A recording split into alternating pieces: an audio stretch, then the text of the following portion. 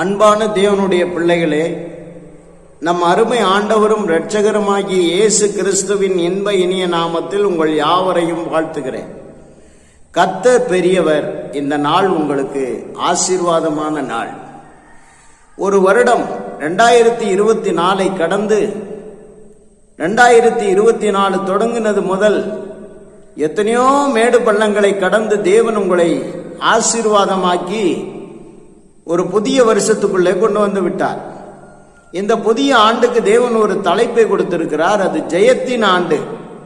இந்த ஆண்டிலே நீங்கள் ஜெயம் பெற போகிறீர்கள் என்று நான் உங்களை வாழ்த்துகிறேன். கர்த்தர் உங்களுக்காக கொடுத்த வாக்குத்தத்தத்தை நான் உங்களுக்கு சொல்லி உங்களுக்கு அதிலிருந்து சில ஆலோசனைகளை தந்து சில வசன குறிப்புகளை தந்து உங்களை ஆசீர்வதித்து ஜெபிக்க விரும்புகிறேன். நீதிமொழிகளின் புத்தகம் 21 அதிகாரம் 31 வசனம். குதிரை யுத்த நாளுக்கென்று ஆயத்தமாக்கப்படும், ஜெயமோ கர்த்தரால் வரும். குதிரை யுத்த நாளுக்கு என்று ஆயத்தமாக்கப்படும், ஜெயமோ கர்த்தரால் வரும். அல்லேலூயா. அன்பான தேவனுடைய பிள்ளைகளே, இந்த வார்த்தை மூல மொழிபெயர்ப்பிலே எப்படி இருக்கிறது என்று பார்க்கலாம். குதிரையை யுத்த நாளுக்கென்று ஆயத்தமாக வைத்திருக்கலாம், ஆனால் ஜெயம் கிடைப்பது கர்த்தரால் மட்டுமே. திரும்பவும் அந்த மூல மொழிபெயர்ப்ப அந்த வசனத்தை நான் படிக்கிறேன். குதிரையை யுத்த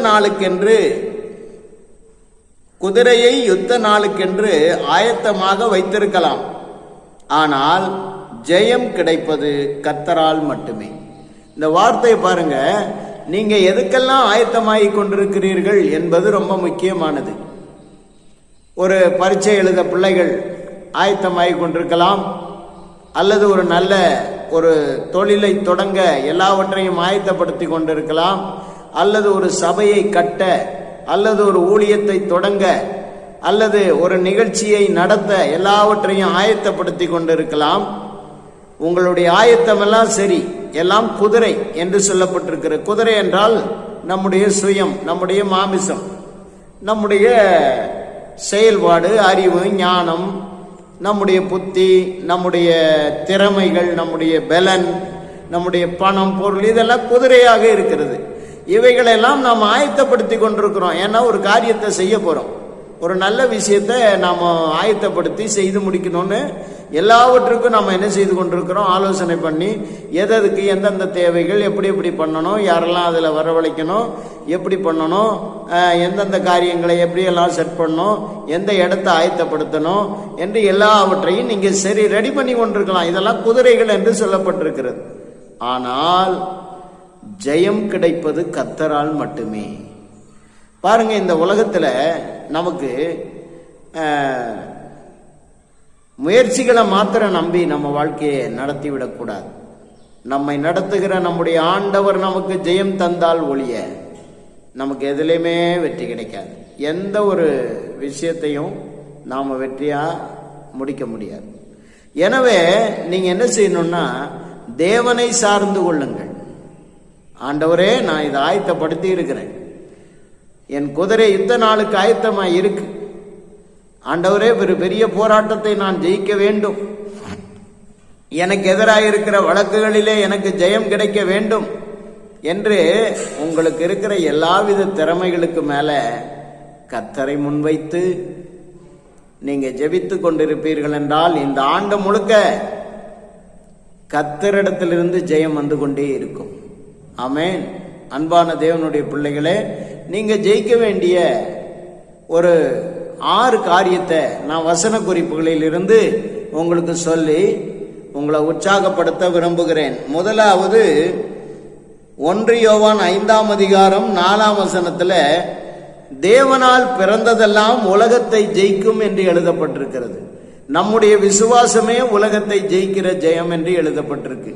அப்போ விசுவாசத்தை நமக்குள்ளே தருகிற ஆண்டவர் இந்த உலகத்துல நாம் என்ன செய்ய வேண்டும் என்றால், உலகத்தை நாம் ஜெயித்து மேலே, நாம் உலகத்தை விட மேலானவர்கள், உலகத்தை விட நான் உயர்ந்தவன், உலகத்தின் அனைத்து சட்டதிட்டங்கள், உலகத்தினுடைய அனைத்து எதிர்ப்புகள், போராட்டங்கள், அல்லது உலகத்திலே என்னை அடிமைப்படுத்த நினைக்கின்ற விஷயங்கள், அல்லது இந்த உலகத்தினுடைய எல்லா ஆசபாசங்கள், இந்த உலகம் என்னை ஈர்க்கின்ற அநேக சிற்றின்பங்கள் எல்லாம் தான் உலகம். சில வேளை சொந்த பந்தமா வரும், சில வேளை ஆசாபாசங்களா வரும், சில வேளை சிற்றின்பங்களா வரும், சில வேளை ஒரு எதிர்ப்பா வரும், போராட்டமா வரும். இதெல்லாம் உலகம் என்று சொல்லப்பட்டிருக்கு. இந்த உலகத்தை நீ ஜெயிக்க வேண்டும் என்றால் உனக்குள்ளே விசுவாசம் இருக்க வேண்டும். விசுவாசத்தை கொண்டு நீ உலகத்தை ஜெயிக்க வேண்டும். அந்த ஜெயத்தை நீ கர்த்தரிடத்திலிருந்து பெற வேண்டும். ஜெயமோ கர்த்தரால் வரும். உலகத்தை ஜெயிக்கிற ஜெயம் யாரிடத்திலிருந்து வரும்? கர்த்தரிடத்திலிருந்து வரும் என்று நான் உங்களை உற்சாகப்படுத்துகிறேன். இரண்டாவது, நியாயாதிபதிகள் 11ஆம் அதிகாரம் 36ஆம் வசனம். சத்துருக்களுக்கு நீதி சரி கட்டுதல் ஆகிய ஜெயத்தை நீ பெற்றுக்கொள்ள வேண்டும். உன் சத்துருவுக்கு நீதி சரி கட்டுதல் ஆகிய ஜெயத்தை நீ பெற்றுக்கொள்ள வேண்டும். இப்ப சத்துரு உன்னை அநியாயமா ஏமாத்தி நெருக்கி உன்னோட போராடி உன்னை ஒண்ணும் இல்லாம ஆக்கிக்கிட்டு இருக்கான். இப்ப நீ என்ன செய்யணும்னா, சத்துருவுக்கு நீதியை சரி கட்டுகிற ஜெயத்தை ஆண்டவரிடத்திலிருந்து பெற்றுக்கொள்ள வேண்டும். உன் சத்துரு பிசாசா இருக்கலாம், உனக்கு வருகிற எத்தனையோ நன்மைகள் அவன் சூறையாடி இருக்கலாம், அவன் தடுத்து இருக்கலாம். இந்த ஆண்டில் அப்படி இல்லை. நீ தேவனை சார்ந்து கொண்டு நீ என்ன செய்ய வேண்டும்? அவனுக்கு நீதியை சரி கட்ட வேண்டும். நீ நீதியின் தேவனுடைய பிள்ளை, நீ நீதியின் தேவனுடைய சுதந்திரவாளி,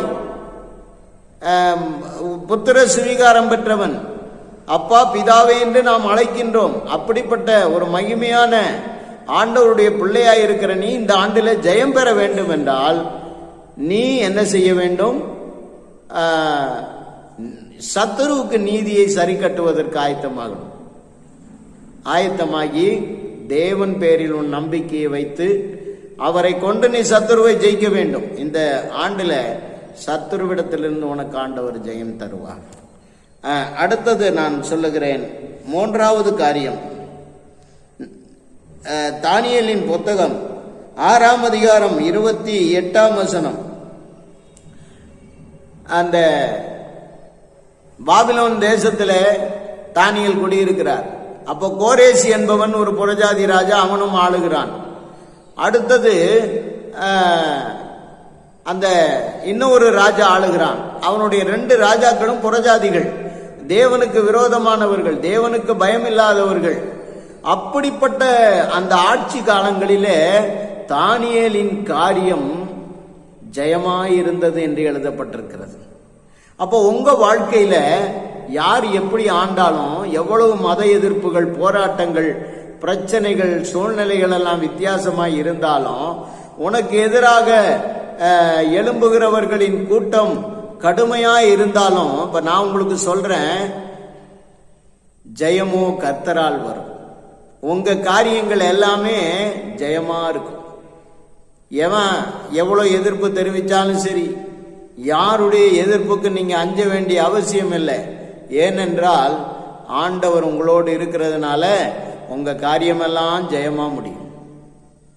உங்களுக்கு எதுவுமே தோல்வியா வராது. ஏன்னா நீங்க ஆண்டவரை சார்ந்து இருக்கிறீங்க. ஆண்டவரிடத்துல முழங்கால் பண்ணிட்டு தானியேல் என்ன பண்ணார்? ஆண்டவரிடத்துல இரவும் பகலுமாக ஜெபித்தார். அவர் 3 வேளையும் தியானம் பண்ணி பலகணிகளை திறந்து வைத்து எருசலேமுக்கு நேராய் கைகளை விரித்து அவர் செய்ய வேண்டிய ஜெபத்தை, ஆண்டவரோடு உள்ள உறவை விட்டுவிடவில்லை. எல்லாரும் பயங்கர சட்டத்தை போட்டாங்க, ராஜாவை தவிர யாரும் வணங்கக்கூடாது, யாரையும் வணங்கக்கூடாதுன்னு. அவர் பயப்படல. அவரு முன் செய்து வந்தபடியே செய்தார். அதனால அவருடைய காரியமெல்லாம் ஜெயமாய் முடிந்தது. உங்க வாழ்க்கையிலையும் நீங்க கர்த்தருக்கு கொடுக்க வேண்டிய முக்கியத்துவத்தை கொடுத்துக்கிட்டே இருங்க. உங்க காரியத்தை எல்லாம் கர்த்தர் ஜெயமா மாற்றிக்கொண்டே இருப்பார். ஆமேன், அல்லேலூயா என்று உங்களை நான் வாழ்த்துகிறேன். அடுத்தது 4வது யோவான் 16:33 உலகத்தில் உங்களுக்கு உபத்திரவம் உண்டு, ஆனாலும் திடன் கொள்ளுங்கள், நான் உலகத்தை ஜெயித்தேன். நீங்க உலகத்தை ஜெயிக்கணும். அல்லேலூயா. நீங்க திடன் கொள்ள வேண்டும், உபத்திரவங்களை ஜெயிக்க வேண்டும். உபத்திரவங்களிலே சோர்ந்து போய் தளர்ந்து விடக்கூடாது. இருக்கிற உபத்திரவங்களை நீங்கள் தூக்கி எறியவும் அதை ஜெயிக்கவும் நீங்கள் பழகி கொள்ள வேண்டும். ஏனென்றால் நம்முடைய ஆண்டவர் உலகத்தை ஜெயித்திருக்கிறார். உலகத்தில் உபத்திரவம் உண்டு. உபத்திரவங்கள் என்பது உலகத்தோடு ஒட்டி பிறந்தது. உபத்திரவம் என்பது புறஜாதிகளிடத்திலிருந்து அனுதினமும் அம்புகளைப் போல புறப்பட்டு வருகிறது. நீங்க பயப்படாதீங்க. நீங்க உபத்திரவத்தை ஜெயித்து தேவாதி தேவனுடைய சமூகத்தில் போய் நிற்கப் போகிறீர்கள். ஒரு பெரிய ஜெயமுள்ள வாழ்க்கை உங்களுக்கு கிடைக்க போகிறது. எனவே நீங்க பயப்பட வேண்டிய அவசியம் இல்லை. கர்த்தர் உங்களோடு இருக்கிறார். கடைசி என்ன ஒரு காரியத்தை சொல்றேன். எபிரேயர் 11:33 அவர்கள் ராஜ்யங்களை ஜெயித்தார்கள். ராஜ்யங்கள் என்றால் என்ன? பிசாசினுடைய ராஜ்யம், அடுத்தது உலகத்தின் ராஜ்யம், மனிதர்களுடைய ராஜ்யம், சட்டதிட்டங்கள், துரைத்தனங்கள், அதிகாரங்கள், அதே போல சுயராஜ்யம். மனிதனுக்குள்ளே நம்முடைய சுயமே நமக்கு ஒரு ராஜ்யம் நம்மளை பண்ணிக்கிட்டு இருக்கோம். நம்ம எப்படி முன்னோக்கி போகணும்னு நினைச்சாலும் நம்முடைய சுயம் விடாது. இந்த ராஜ்யங்களை எல்லாம் அன்றைக்கு விசுவாசத்தினாலே ஜெயித்தார்கள் என்று எழுதப்பட்டிருக்கிற எபிரேயர்ல. அதே போல நீங்க இந்த உலகத்துக்குரிய ராஜ்யங்களாகிய சுயம், மனுஷிக தன்மைகள், பாவத்தினுடைய ராஜ்யம், பாவ ராஜ்யம், சாபத்தின் ராஜ்யம், ஆளுகை, அதே போல பிசாசினுடைய அடிமைத்தனமாகிய ஆளுகை, இவைகள் அனைத்தையும் ஜெயிக்க வேண்டுமானால் நீங்க ஆயத்தமா இருங்க. ஜெயம் கர்த்தரிடத்திலிருந்து வரும். நீங்க ஆயத்தப்பட வேண்டியது உங்க வேலை. ஆயத்தப்பட்டு, ஆண்டவரே நான் ஆயத்தமாயிட்டேன், இனி போகலாமா, என் யுத்தம் வெற்றி அடையுமான்னு ஆண்டவர்கிட்ட கேட்க வேண்டியது. கர்த்தர் சொல்லுவார், நீ போ மகனே, நான் உனக்கு ஜெயம் தருவேன். கர்த்தர் உங்களுக்கு ஜெயம் தந்து முடிப்பார். உங்களை ஜெயமாக இந்த ஆண்டிலே நடத்துவார். அடுத்தது 6வது ஒரு காரியத்தை நான் உங்களுக்கு சொல்ல விரும்புகிறேன். 2 பேதுரு 2:20 உலகத்தின் அசுத்தங்களை நீங்கள் ஜெயிக்க வேண்டும். இந்த உலகத்தினுடைய அசுத்தம் உங்களை ஜெயிக்க கூடாது. நீங்க உலகத்தினுடைய அசுத்தங்களை ஜெயிக்க பழக வேண்டும் என்று நான் உங்களை வாழ்த்துகிறேன். ஏனென்றால் இந்த உலகத்தினுடைய அசுத்தம் தேவனையும் உங்களையும் பிரிக்கிறதா இருக்கிறது. மீதி எல்லாவற்றையும் ஆண்டவர் அழித்து உங்களை விடுதலையாக்கி கொண்டு வராரு. ஆனா நீங்க அசுத்தத்துக்குள்ள போய் விழுந்தீங்கன்னா காம விகாரம், இச்சைகள், பலவிதமான இந்த லவ் அப்படிங்கிற பேர்ல நீங்க போய் ஒரு உலக சிநேகத்தை வைத்து கொண்டால், அல்லது வேறு உலக மனிதர்களோடு நீங்க அதிக உறவுகளை வைத்து கொண்டால் அது என்னவாயிருக்கிறது? அசுத்தமாயிருக்கிறது.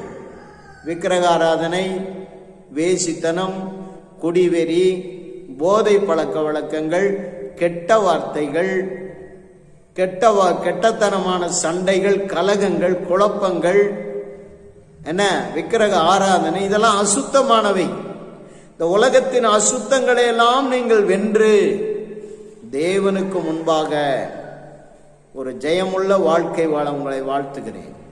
அன்புக்குரியவர்களே, நீங்க இந்த ஜெயத்தின் ஆண்டில் ஜெயிப்பீர்களா?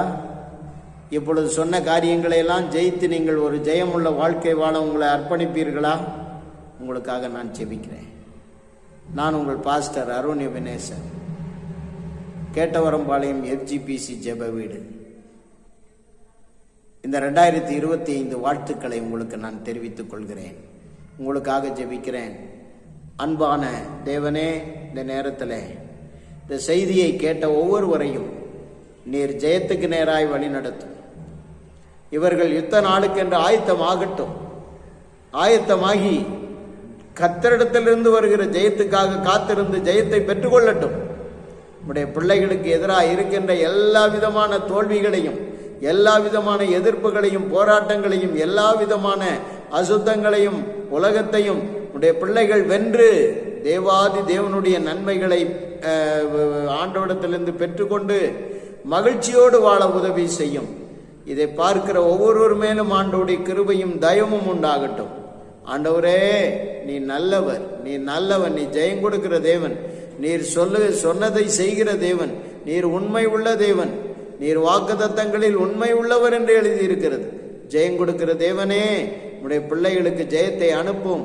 ஆண்டவரே, குதிரை யுத்த நாளுக்கு என்று ஆயத்தமாக்கப்படும், ஜெயமோ கர்த்தரால் வரும் என்று எழுதியிருக்கிறது. ஆண்டவரே, உடைய பிள்ளைகளை ஜெயமாய் நடத்தும் ஆசீர்வதியும் பொறுப்படுத்திக் கொள்ளும். இயேசு கிறிஸ்துவின் நாமத்தில் ஜெபிக்கிறோம் பிதாவே, ஆமென். அன்பானவர்களே, நான் உங்களை வாழ்த்துகிறேன். இந்த ஜீவபாதை யூடியூப் சேனல் உங்களுக்காக இந்த வருடம் முழுவதும் நல்ல செய்திகளை கொண்டு வரும். நீங்கள் அதையும் பார்த்து ஒவ்வொரு நாளும் பயனடையுங்கள். இந்த நாள் உங்களுக்கு நல்ல நாள் என்று காலைதோறும் உங்களுக்கு ஒரு நிகழ்ச்சியை அனுப்புகிறோம். அதிலும் நீங்கள் பங்கு பெற்று அதில் உங்களுக்காக ஜெபிக்கின்ற ஜெபத்தில் நீங்கள் கலந்து கொண்டு ஒரு ஆசீர்வாதத்தை பெற்றுக்கொள்ளுங்கள். தொடர்ந்து மாலை நேரங்களிலே என்னுடைய செய்தி வருகிறது. அதையும் பெற்று அதையும் பார்த்து பயனடையும்படி அன்போடு கேட்டுக்கொள்ளுகிறேன். ஆண்டவர் உங்களை ஆசீர்வதிப்பாராக. ஆமென்.